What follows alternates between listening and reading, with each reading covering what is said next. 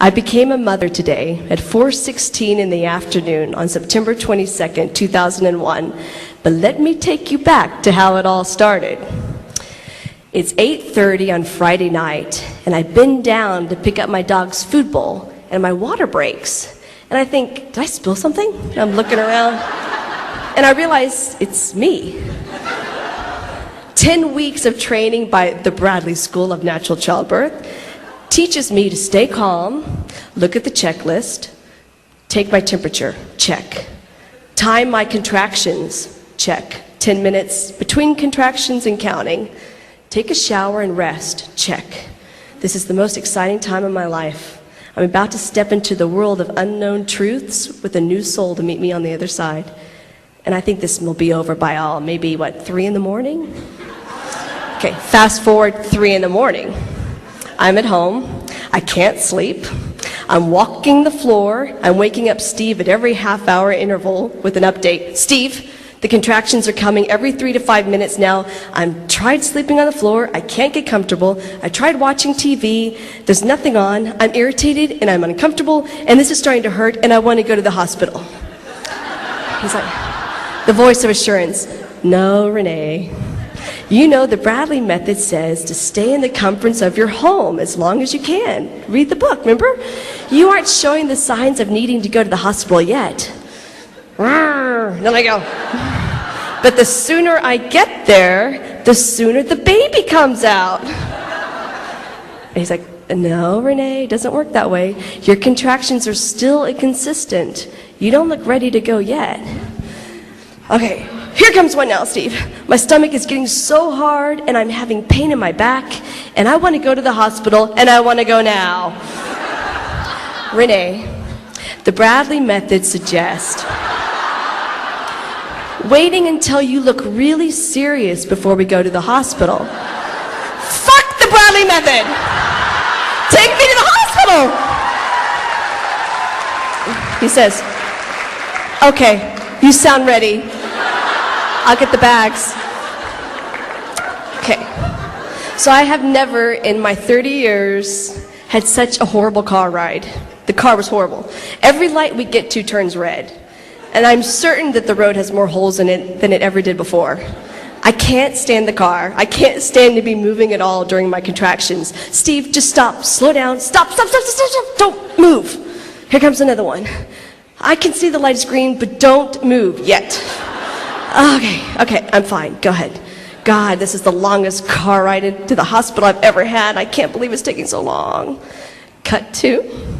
I'm now 2 minutes apart. I check into the hospital, and I learn from Nurse Susan that unfortunately, I'm only 3 centimeters dilated. Oh, I should have stayed at home. I have to get to 10 centimeters before the baby comes out, which means I have a really long night ahead of me. So we start our Bradley method of, what do we call it? Bradley method of natural childbirth approach to activity. The theory, I can help Miles find his way down through gravity and movement. Right. So there's walking and walking. We start a circuit course around and around the labor and delivery floor. We see all the new babies in the nurseries getting their feet stamped. We see the new mothers trying to figure out how to feed a hungry baby. I mean, who knew it would be so difficult, right? And then on lap number 9, one of the nurses looks at me like a light bulb comes on. She says, oh, I know who you look like. That's right. You look like that girl on Xena. I'm like, I know, because I am her.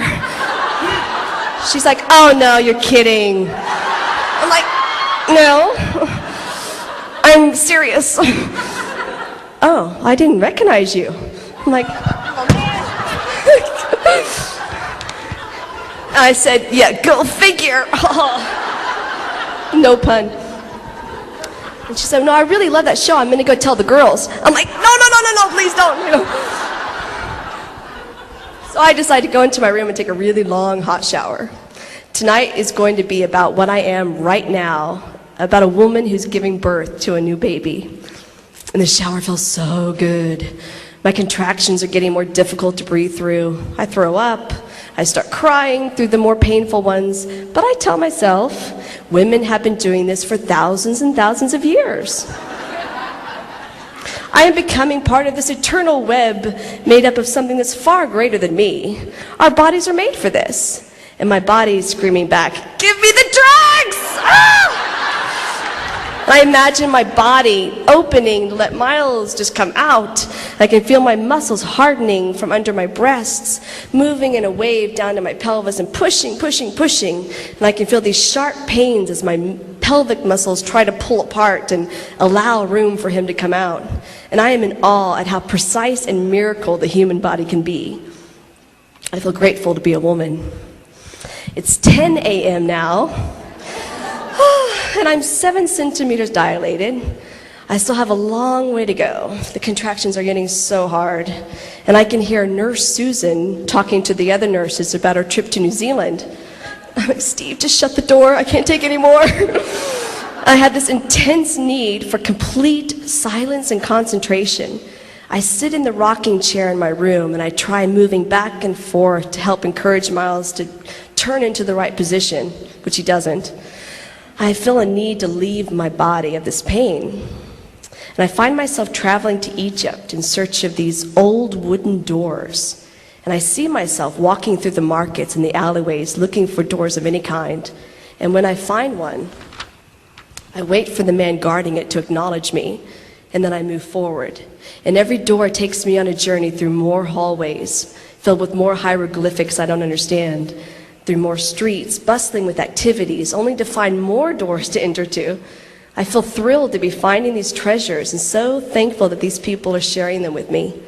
And when my contractions come to an end, I find myself back in the delivery room in Torrance, California, and actually looking forward to the next sense of the timelessness again. It's 1 p.m. now, and I'm fully dilated, and I'm ready to push. And suddenly, the excitement of seeing Miles fills my body with this energy. The doctor comes in, and I sit there with my legs spread, right? And Nurse Susan introduces me as the actress who's on television.